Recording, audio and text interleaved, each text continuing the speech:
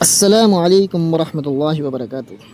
اگر تم تھوڑی سی آزمائش سے ڈر کر اپنا یقین ہار کر بیٹھ جاؤ گے تو تمہاری دعائیں کیسے قبول ہوں گی؟ قبولیت کا ایک اصول ہے، صبر رکھو، دعا کرو اور پھر معجزوں کو پالو۔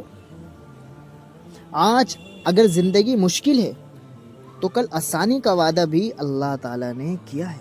اللہ سے مانگو، خوب مانگو، آپ کی امید سے بڑھ کر دے گا۔ خود کو اتنا مضبوط کر لو کہ بدلتے ہوئے موسم اور بدلتے ہوئے لوگ آپ پر اپنا اثر نہ چھوڑ سکیں۔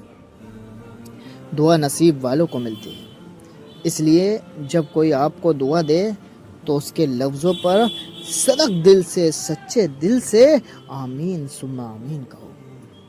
منافق اور بدتمیز کا فرق کیا ہے؟ تو بدتمیز اتنا خطرناک نہیں جتنا کہ منافق ہے۔ اے اللہ ہمارے دلوں اور ذہنوں کو خوبصورت بنا دے۔ اے اللہ ہمارے دلوں اور ذہنوں کو خوبصورت بنا دے، آمین یا رب العالمین۔ رشتہ ہمیشہ وہی کامیاب ہوتا ہے جو دل سے جوڑا جائے، وہی رشتہ کامیاب ہوتا ہے، اور وہ کامیاب نہیں ہو جا جو فرصت یا ضرورت سے ہو۔ برداشت اور خاموشی ہر ناپسندیدہ عمل کا ایک شریفانہ جواب ہے۔ برداشت اور خاموشی دونوں، صرف ہاتھ ہی نہیں الفاظ بھی سہارا بنتے ہیں۔ جہاں ہاتھ نہ پکڑ سکے ہیں وہاں جناب لفظوں سے تھام لیا کریں، کیونکہ صرف ہاتھ ہی نہیں الفاظ بھی سہارا بنتے ہیں۔ کس کو راضی کرو گے؟ ایک رب کو راضی کر لو، ایک رب کو راضی کر لو، سارے کے سارے مسئلے مسائل سب کچھ حل ہو جائے گا۔ تم کیوں پریشان ہوتے ہو؟ جو رب تمہارے دل اور لبوں پر دعا کا خیال لا سکتا ہے، تمہارے نصیب میں تمہاری چاہت کو لکھنے پر بھی قادر ہے۔ بس اللہ پر بھروسہ رکھو اور دعا کرتے رہو۔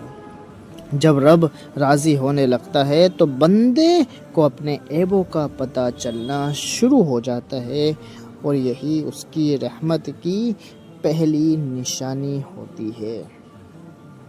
اچھا وقت اور اچھے لوگ ہر کسی کے مقدر میں نہیں ہوتے ہیں۔